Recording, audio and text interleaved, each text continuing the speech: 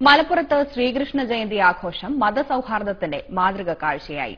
ശോഭായാത്രകൾക്ക് മുസ്ലിം സംഘടനകളുടെ നേതൃത്വത്തിൽ സ്വീകരണം നൽകിയും ക്ഷേത്രത്തിൽ നോമ്പുതുറ ഒരുക്കിയുമാണ് മലപ്പുറം ഈ ദിവസത്തെ ആഘോഷമാക്കിയത്.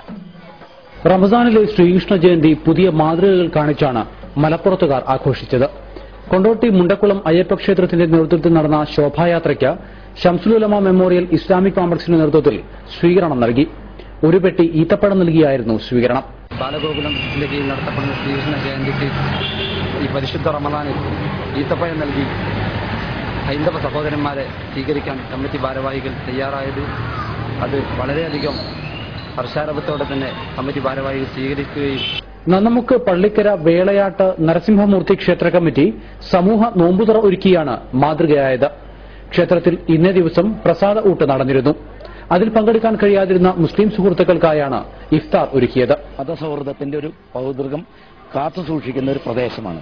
ഇവിടെ രാഷ്ട്രീയ കക്ഷിഭേദമന്യേ ജാതി മതം ഒന്നും നോക്കാതെ ഈ ഉത്സവത്തിനും അതുപോലെ തന്നെ ഈ നോമ്പ് തുറയ്ക്കും എല്ലാവരും തന്നെ ഒത്തൊരുമിക്കും.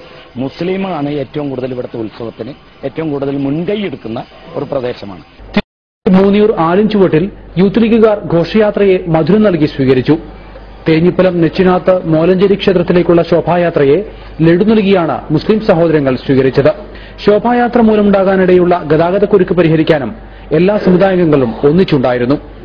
മനോരമ ന്യൂസ്, മലപ്പുറം.